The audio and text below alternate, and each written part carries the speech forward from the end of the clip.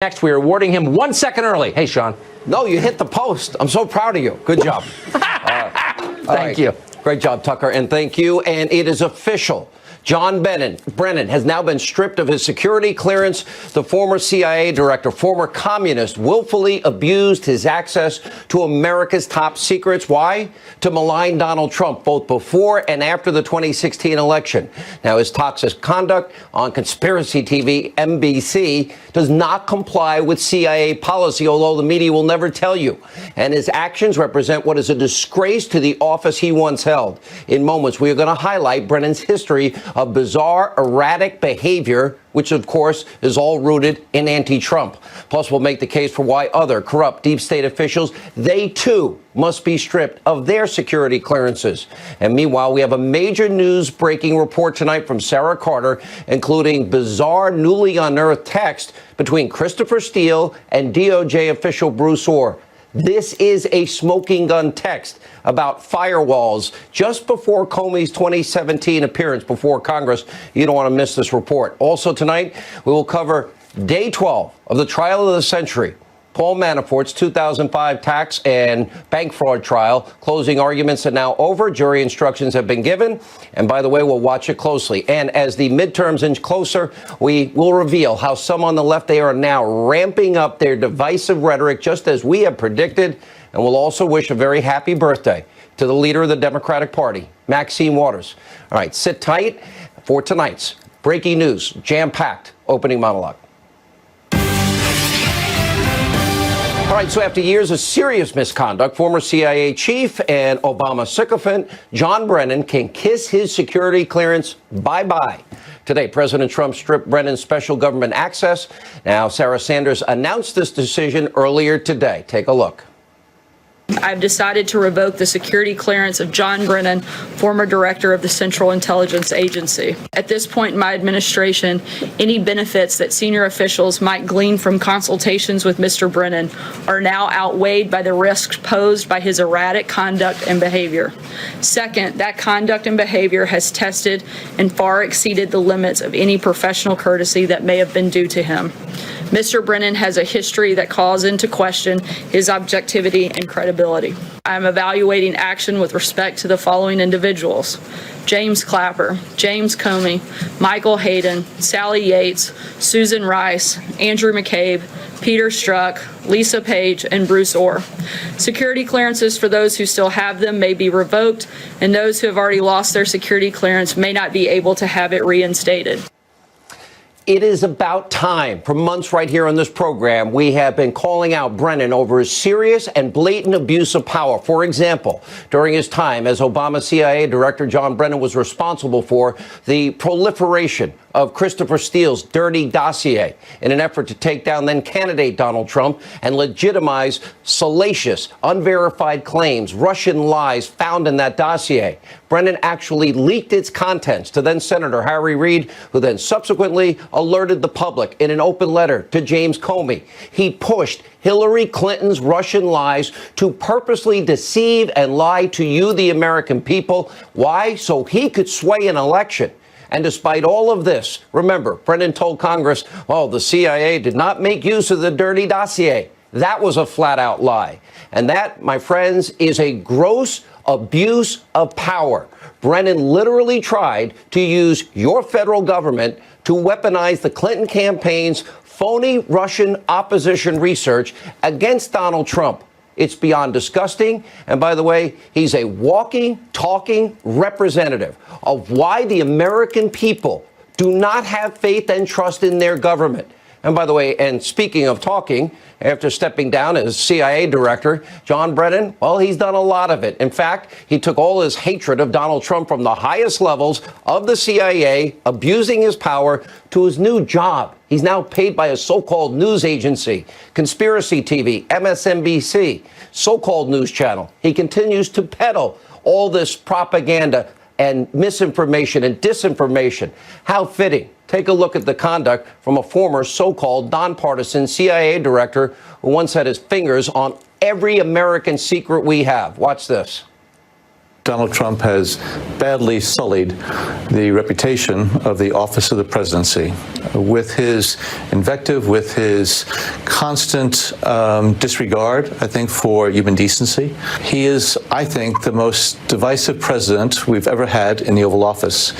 He is feeding and fueling hatred and animosity and misunderstandings among Americans. I think there's a big question, first of all, in terms of those who are on Mr. Trump's national security team, whether they can continue to serve in good conscience an individual who basically betrayed his nation. What Mr. Trump did yesterday was to betray the women and men of the FBI, the CIA, NSA, and others, and to betray the American public. And that's why I use the term that this is nothing short of treasonous. I think he's afraid of the president of Russia. Why? Well, I think one can speculate as to why.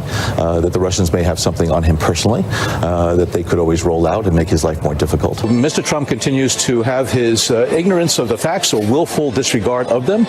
Again, just to follow through on these campaign promises that really were very flawed. I and so many other former national security officials are speaking out because of the abnormal and aberrant behavior of Mr. Trump. This is a very large and painful national kidney stone. The relief we feel afterward is going to be just exhilarating.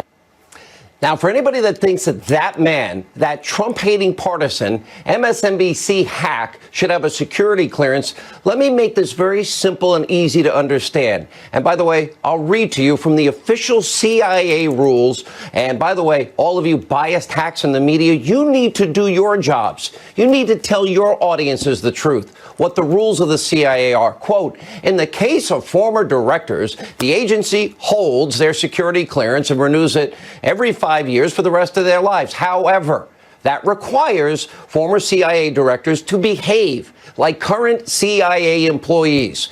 So is what you saw, is that, you know, a man demeaning a sitting president of the United States on a daily basis on national TV? Is that acceptable behavior for a sitting member of the CIA? Of course not. But the always indignant John Brennan, he's lashing out yet again today, writing on Twitter, quote, this action is part of a broader effort by Mr. Trump to suppress freedom of speech and punish critics. It should gravely worry all Americans, including intelligence professionals, about the cost of speaking out. My principles are worth far more than clearances. I will not relent. Mr. Brennan then followed that up with a more vitriolic appearance on, Conspiracy TV, NBC. Take a look. I do believe that Mr. Trump decided to take this action, as he's done with others, to try to intimidate and suppress any criticism of him or his administration. And revoking my security clearances is his way of trying to get back at me. I've seen this type of behavior and actions on the part of foreign tyrants and despots and autocrats for many, many years during my CIA and national security career. I never, ever thought that I would see it here in the United States. And so I do believe that all Americans really need to take stock of what is happening right now in our government. I love getting lectured from former communists. This country is a better place tonight without that man having his fingers on America's most sensitive secrets. How a former communist ever became Barack Obama's CIA director is another insane part of all of this. Now, meanwhile, as Sarah Sanders announced, 9 other current or former official security clearances are also under review, including the liar, the leaker that is known as James Clapper. That would include James Comey, Andrew McCabe, Susan Rice, Peter Strzok, Bruce Orr, and others. My advice, clean it up now. Get rid of all these clearances. We could easily make the case all night tonight. Each of these disgraced or fired officials should lose their clearances permanently, but we'd have to take all night. But we do once again have other breaking news to talk about one of the people on that list. According to an exclusive report from Sarah Carter, we now have smoking gun evidence of the very special relationship between demoted DOJ official Bruce Orr and ex-foreign spy Christopher Steele, who put that phony dossier together. Carter has uncovered yet another series of texts tonight between Orr and Steele, in one text. Look at this. Christopher Steele expressing concern about James Comey's 2017 congressional testimony, writing 2 days before that testimony. Hi, just wondering if you had any news. Obviously, we're a bit apprehensive given the scheduled appearance at Congress on Monday, hoping that important firewalls will hold. Many thanks. All writes back. Sorry. No new news. I believe my earlier information is still accurate. I'll let you know immediately if there's any change. Sounds like the firewall's in place. What are these firewalls? What did Christopher Steele have to hide? And what was Bruce Orr trying to cover up? And why was Monday so important? As we said, well, that's the day that James Comey was set to testify before Congress. And Steele was afraid. Let's see. We know of the Senate Intel Committee and their scrutiny. He was afraid of media scrutiny. He wanted a firewall to hold. Firewalls, plural. Bruce Orr, Steele had at least, we now know, 70 contacts. And meanwhile, Steele was just desperate to get his dossier in the hands of Robert Mueller.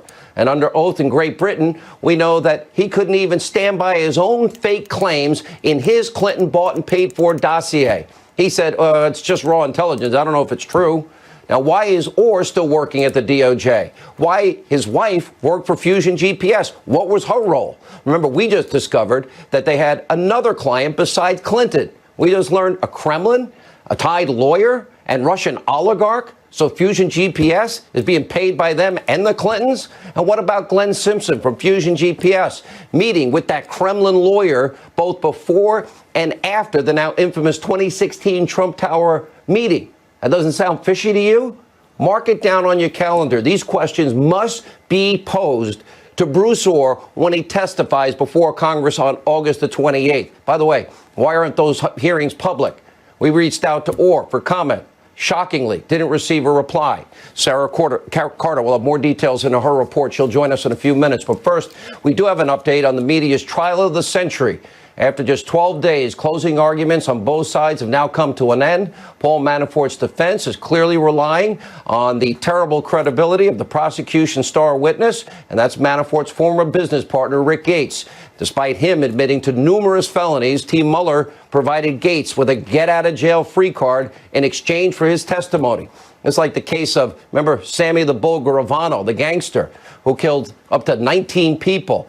And by the way, it's so many other seedy individuals that our justice system frequently offers up sentencing, get-out-of-jail-free cards, prosecutorial bribes, if you will, in exchange for testimony. It's a serious problem, frequently resulting in less than trustworthy testimony. But in the case of Paul Manafort, well, we should all be prepared, frankly, for a guilty verdict, and I'll tell you why. 95% of federal cases end up that way. And while the media, they'll cheer in unison if Paul Manafort is found guilty, you must remember this. This case of Mueller had nothing, zero to do with Russia, zero to do with collusion, nothing to do with Manafort's work on the campaign, and zero to do with Donald Trump. Why are we even here? We'll have more on this throughout the show. But now we turn to the midterm elections, which are only 83 days away. And as we predicted, well, the language of the left is getting downright disgusting, as it does every 2 to 4 years. In Tennessee, Democrat Steve Cohen urged Congresswoman Marsha Blackburn, who's running for the Senate, to jump off a bridge. By the way, they go high, we go, oh, something like that. Take a look. The big orange president, that's not somebody from Knoxville. He's going to come down here and he's going to endorse Marsha Blackburn. Because Marsha Blackburn, if he says, jump off the Harahan Bridge, she'll jump off the Harahan Bridge. I wish he'd say that. And if you really want to know how pathetic the Democratic Party is, well, just look at New York. Its governor, Democratic Governor Andrew Cuomo, announcing his brand new campaign slogan. I'm not making it up. You have to see it to believe it. Take a look. We're not going to make America great again. It was never that great. We have not reached greatness. We will reach greatness when every American is fully engaged. America has never been great? Okay. Test at home. Name me one country in the history of mankind that has accumulated more power and abused it less than the United States, that has accumulated more power and used it to advance the human condition around the world more than the United States of America. It doesn't exist. No, we're not perfect. This is the same America that beat back fascism and communism and Nazism and Imperial Japan and has stood for human rights and dignity all around the world at great cost to this country. Now, of course, what segments on America's left would be complete without an overt threat to the President of the United States? Take a look. This poster from the band Pearl Jam showing what appears to be the skeletal remains of a dead President Trump outside a burning White House. And while Pearl Jam apparently wants the president to go down in flames, most Democrats, they'll just settle for impeachment. It is the cornerstone of what is their political strategy for 83 days, should they win in November. And no one has been more upfront about this plan than the de facto leader of the Democratic Party, Maxine Waters. Let's take a look. Your birthday is on Wednesday. Yes. So pre-happy birthday. But on Wednesday, if you could be granted one birthday wish, what would that be? I guess now my biggest birthday wish would be that we're able to get a leader of this country who represents us. I would wish that we could remove him from office and go about getting the kind of president that we could all be proud of. And if he's not impeached, if he cannot be impeached, 2020 is coming up, and I believe that American people are going to do the right thing for our country, stand up for what is right, and get rid of this man who is embarrassing us all. Well, today, Maxine Waters' birthday wish, it didn't come true, but President Trump did honor her 80th birthday on Twitter. He wrote, quote, "Happy birthday to the leader of the Democratic Party, Maxine Waters." On this program, we'd also like to wish Congresswoman Waters a very happy birthday. And to celebrate, well, we put together a montage of the very best of the leader of the Democratic Party that would like to take power in 83 days. Take a look. The Senate Intel Committee, with the House Reclaiming my Intel time. Committee, with the Reclaiming my Senate time. Judiciary Reclaiming my Committee. time. Okay. Reclaiming Matter of my fact, time. Mr. Secretary, Reclaiming my the time belongs to the gentlelady from California. Perhaps, Mr. Chairman, I don't understand the rules because I Reclaiming thought I my was allowed to time. answer questions. Reclaiming my time. Would you please explain the rules and do not take that away from my time? With this kind of inspiration, I will go and take Trump out tonight. And I will fight every day until he is impeached. Impeach 45. This is a bunch of scumbags. That's what they are. Those are very strong words, all organized around making money. The fact that he is wrapping his arms around Putin while Putin is continuing to advance into Korea. Now, from all of us who support the president and his agenda, keep it up, Congresswoman Maxine Waters. Now, the most honest voice in the Democratic Party. All right, we got a lot to get to tonight, including our breaking news. Joining us now, Fox News contributor, investigative reporter Sarah Carter, the author of the New York Times #1 bestseller 3 weeks in a row. By the way, Judge Jeanine is #2. The Russia hoax, the illicit scheme to clear Hillary Clinton and frame Donald Trump. She's mad at you because she was #1 till your book came out. I'm proud of both of you. You're both dear friends of mine. Sarah, let's go directly to this text message, if I can read it, if you may. I think this is a smoking. I'm wondering if you had any news. Obviously, we're a bit apprehensive given scheduled appearances on Monday at Congress, hoping more important firewalls will hold. I believe my earlier information is still accurate. I'll let you know if anything changes. What are the firewalls? Sarah Carter, 2 days, Steele sends us to Orr before Comey's testimony. What are the firewalls that have been set in place? Well, this is before Comey's testimony before the House Intelligence Committee, Sean.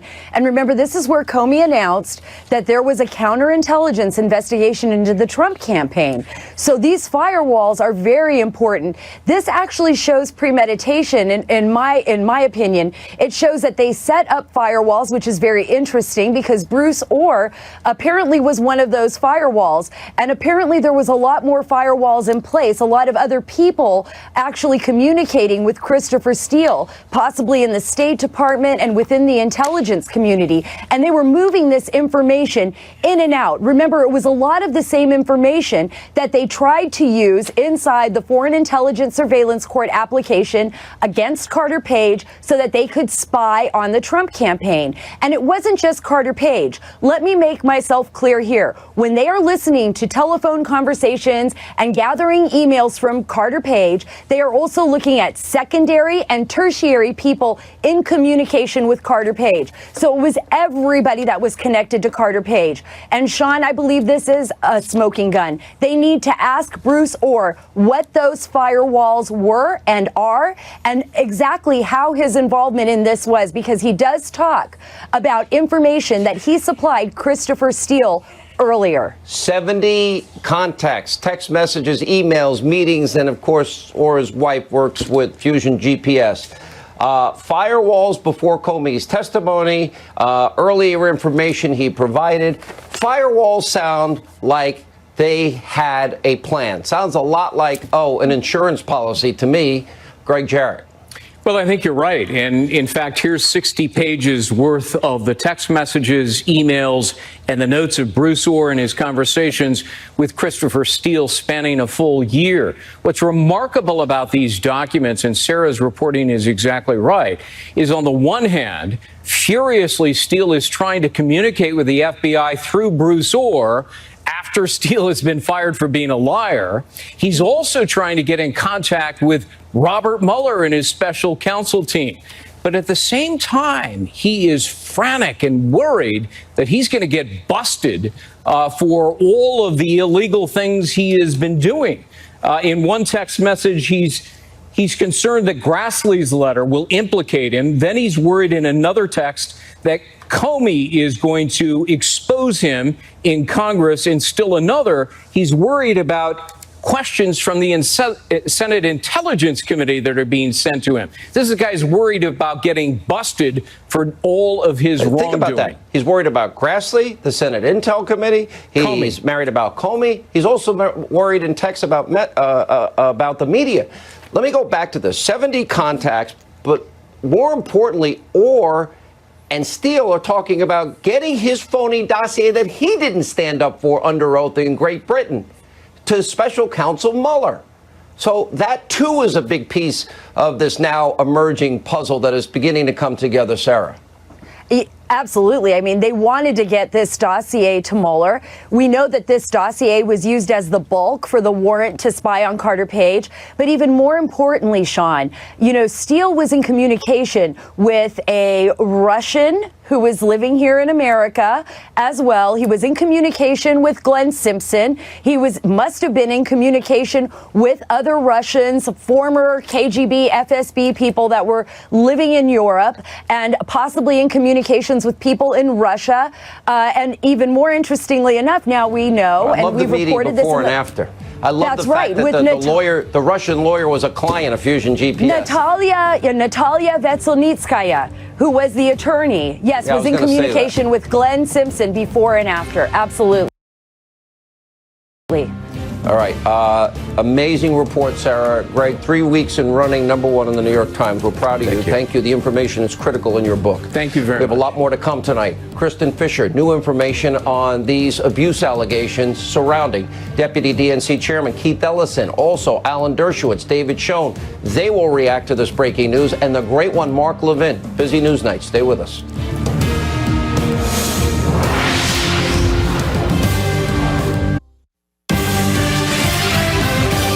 DNC chairman now commenting on the abuse allegations made about Congressman Keith Ellison. Allegations the Democratic congressman is now adamantly denying. Joining us now live from Washington with more is our own Kristen Fisher. Kristen.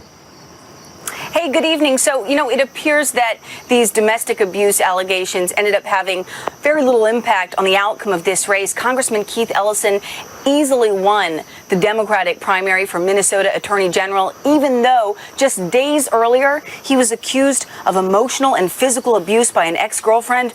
Over the weekend, her son alleged on Facebook that he had seen angry text messages from Ellison to his mother and a video showing him dragging her off a bed. But so far that video has not surfaced, and Ellison is adamantly denying all charges, and he addressed the allegations head on during his victory speech last night. Listen here. We had a very unexpected event at the end of this campaign. That happened. I want to assure you that it is not true. And we are going to keep on fighting all the way through. And the six-term congressman also serves as the deputy chairman of the DNC. It's a little bit of an awkward spot to be in because the DNC is now reviewing these allegations of domestic abuse. The committee's chairman says he takes it very seriously, though he downplayed the impact that this could have heading into the midterms. And, you know, Minnesota shaping up to be a critical state in November. And don't forget, Sean, Minnesota is still reeling from the resignation of Senator Al Franken just last year. Sean? All right, Kristen, thank you for that report. And joining us now with reaction to tonight's opening monologue, the author of another best-selling book, The Case Against Impeaching Trump, Harvard law professor Alan Dershowitz. By the way, he has a great book, and criminal defense attorney David Schoen. Professor Dershowitz, let me begin with you. I think that Sarah's report tonight, what are the firewalls? Well, I don't have any new information. It sounds very nefarious and damning to me. Well, I have no idea. That's why right from the beginning I've called for a nonpartisan, complete investigation by experts to all aspects of this whole election. We have to get to the bottom of this. We have to have testimony that's open to the public. And if they don't have access to the material, if they're being in some way punished for their expression of political views, then I think you can have some First Amendment issues that are raised. I don't know how the case would come out. It's similar in some ways to a case that happened during the Vietnam War. Again, I think this is important. CIA's rules. In case of former directors, the agency holds their security clearance and renews it every 5 years for the rest of their lives. However, that requires former CIA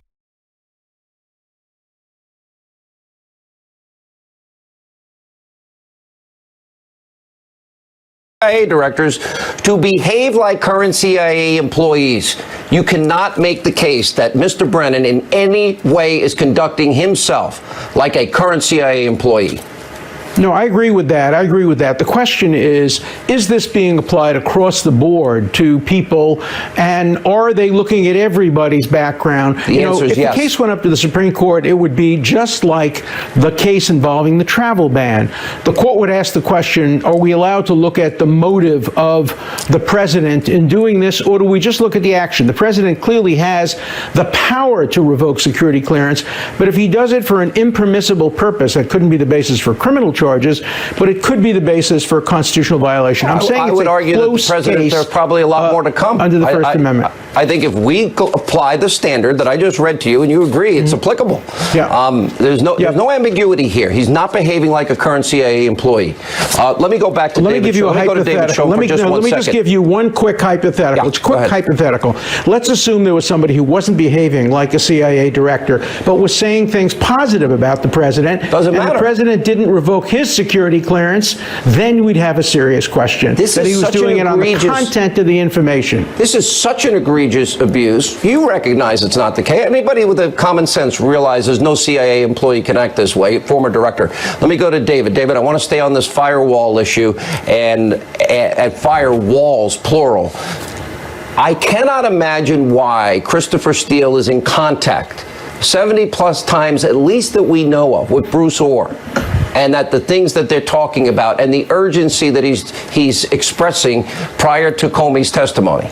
It's a shocking story, and as Professor Dershowitz said from the start, quite frankly, on the special counsel question, the special counsel regulations provide that something short of a full investigation, the appointment of a special counsel, is appropriate in a situation like this. There has to be a full hearing. It's not going to happen, certainly from Mr. Mueller on this question, and the DOJ, frankly, right now has been missing in action. So I don't know who's going to carefully look into this. Sarah Carter's done a great job reporting supporting it, but it has to be looked into. I'm going to jump back into one other question, one other issue. As Professor Dershowitz recognized, with all respect, as always with him, the president certainly has the authority and the exclusive authority on the question of Brennan's security clearance. Brennan has overstepped things here. And by the way, there's a history for this. President Obama isolated people whose views he didn't like or want to be associated with, like George Tenet, like Paul Wolfowitz, didn't include them in the briefing. It's true, he stopped short of revoking their security clearance. But why does Brennan need the security clearance at this point? He's misusing it and he's abusing it.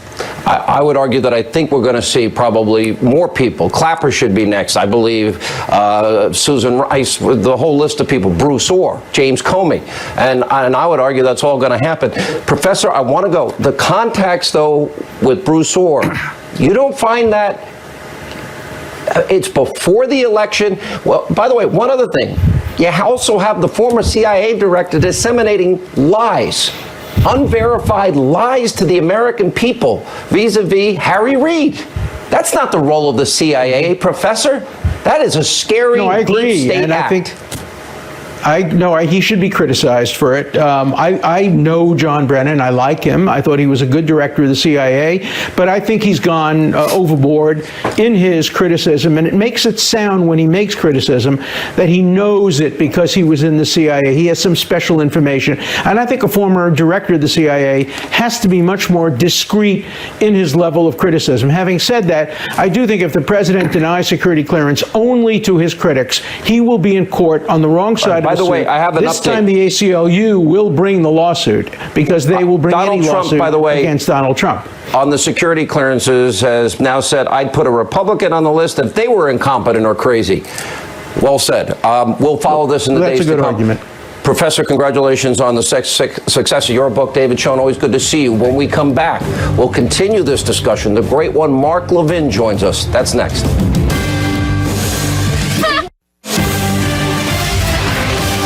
All right, predictably, after Sarah Sanders announced that John Brennan's security clearance had been revoked, of course, the Destroy Trump, mainstream, liberal media, of course, the extension of the Democratic Party had a complete meltdown. Let's take a look. This is without precedent in modern American history. I mean, the security clearances have never been used to punish people for speaking out. This is nothing short of extraordinary, and we should all be scared about the state of our democracy. The president sent his White House press secretary out there today to basically poop on the people from the press secretary podium and not only threaten, like they didn't just make a threat, it was a promise. They're snatching John Brennan's national security clearance. We begin tonight with a chilling action taken by the President of the United States that looks something like something you might see out of a dictatorship or authoritarian regime. Trump is under fire for Nixonian enemies list tactics. Those are the accusations of at least one former FBI official after the White House is publicly admitting that it is retaliating against former CIA Director John Brennan. Joining us now, he's the host of CRTV's Levin TV, the host of Life, Liberty, Levin, Sunday night, right here on the Fox News Channel, #1 in his slot. I call him the great one, Mark Levin. Mark, we have never had a former communist who literally, we now know, spread Russian lies to disinform, propagandize the American people to impact a presidential election either. These are unprecedented times. Let's see if we can unravel this from the fabulously stupid Omarosa media. First of all, apparently the fact that Brennan voted for a Stalinist who was funded by the Soviets, the Communist Party USA, was very attractive to Barack Obama, who made him CIA director. Think about that. So how did this man ever get a security clearance? I'm curious about this. Now, a couple of things. The president is looking at Brennan. He revokes his security clearance. Professor Dershowitz needs to know that's a privilege. That's not a right of security privilege. The fact of the matter is nobody's stopping Brennan from speaking. In fact, nobody could stop. He has a big mouth. He will never shut up. He'll go on TV and be the kook that he is.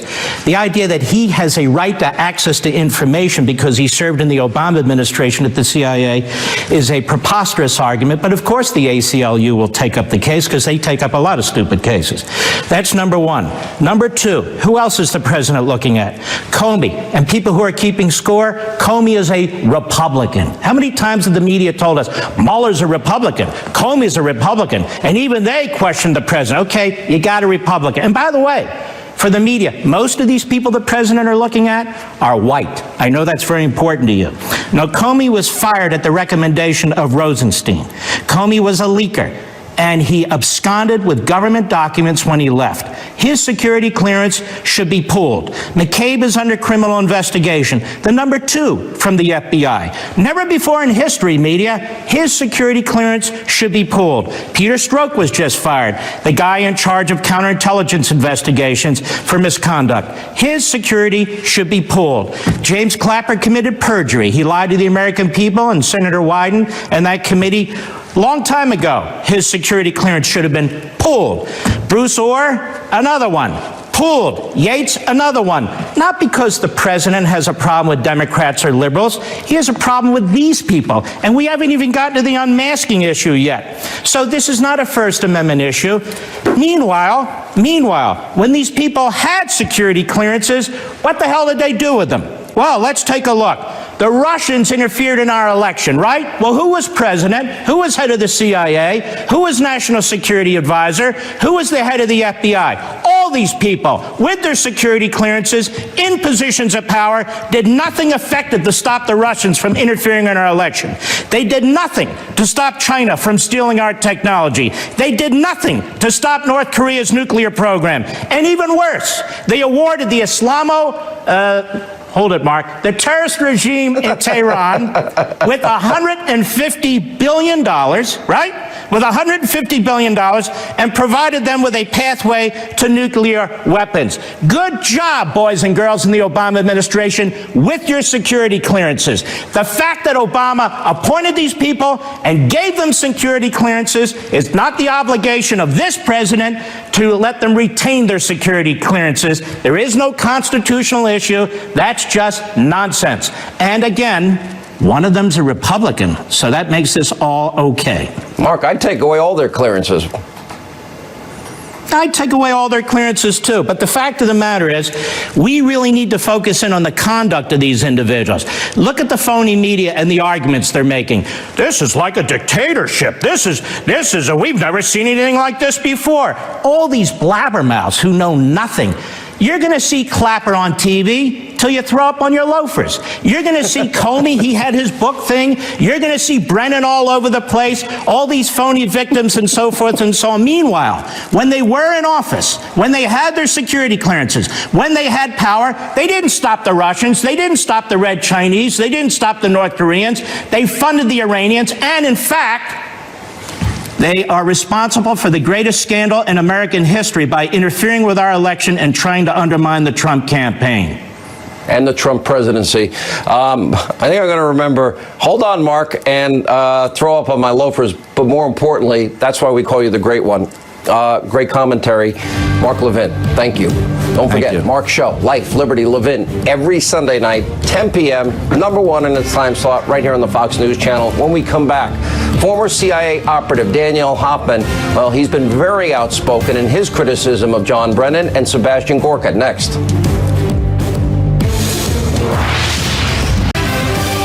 All right, here now with reaction, President Trump revoking the former communist John Brennan security clearance. Fox News contributor, retired CIA senior intelligence officer Dan Hoffman, and the author of Why We Fight, Fox News national security strategist Sebastian Gorka. Both of you have been outspoken as it relates to Brennan. 35 years or so you spent your life, Dan Hoffman, in this type of business, let's put it that way. Yeah, I always felt like John Brennan should take the Hippocratic Oath of respecting the privilege of holding a security clearance and doing no harm to our national security when he was enjoying his right to freedom of speech. And he did that tonight when he was speaking on MSNBC. This isn't about freedom of speech, as others have said on the show. But let me tell you, just from my experience at CIA, the concern that I and I think others would have is when foreign governments, not to mention foreign spies, stealing secrets on our behalf, hear John Brennan making unsubstantiated claims that Vladimir Putin could blackmail President Trump. They think, well, John Brennan must know something because, after all, he has a security clearance. And that's why John Brennan was risking great collateral damage to our national security. Well, I think, Dr. Gorka, they ought to take all these people's security clearances. Comey, Strzok, Page, McCabe, the whole bunch of them. You know, but this hack, if you look at he tried to peddle lies to the American people in his role as director, putting aside former directors must act as current CIA employees, which he is not doing. So, you know, as a matter of protocol, he's failed on every level. How did this guy even get a security clearance? Yeah, you just stole my thunder, Sean. Issue number one, John Brennan should never have had a security clearance. He admitted in 1980 when he joined the CIA in a polygraph that he voted for the communists at the height of the Cold War when they wished to destroy us. Never should have had one. I love Alan Dershowitz, but this is not a civil rights freedom of speech issue. Nobody has the right to a security clearance. There's only one person who gets a security clearance automatically, and guess who it is? It's the president. Everybody else, it is a privilege of office. Dan Hoffman, myself, John Brennan, we have all taken an oath of office. I took it twice. I took it when I joined the Defense Department. I took it when I joined the White House. It says you will protect the Constitution from all enemies, foreign and domestic, and you will bear faith, true faith and allegiance to the same. John Brennan has betrayed that oath of office, and he has betrayed his profession and the intelligence community every time he accuses the president of treason with no evidence. He is reprehensible, and he has betrayed his oath of office, Sean. It is that serious. Daniel, I agree, Dr. Gorka. Why is it just stick in my craw as CIA director that he literally perpetrated on the American people, spread misinformation, disinformation, by the way, right out of Pravda, right out of, former Soviet Union, lies and propaganda, misinforming purposefully the American people with unverified information. That bothers me as much as all that he's done after. I mean, I think that's a separate issue, frankly, about the extent to which he politicized intelligence and involved himself in politics. I think he was the most political director over my career in the government of over 30 years. But I guess that's, to me, it's probably a separate issue. This one is him abusing the privilege that he enjoyed for having a security clearance. Yeah. But also, let's be clear, the clearance was designed so that he could go and help his successor. I don't think anyone's inviting him back and asking for his assistance at this time anyways. So Dr. regardless, Gorka. I'm not sure. Yeah. Oh, I'm sorry. Go ahead. No, go ahead. Dr. Gorka. John Brennan supported Moscow during the Cold War, and he's still supporting the Kremlin today. That's who he is. He's not the first person who should be stripped of his clearance, and there should be more to follow, Sean. I'd strip the whole bunch of them. They're all corrupt. They've all abused their power. They've all betrayed the American people with a political agenda.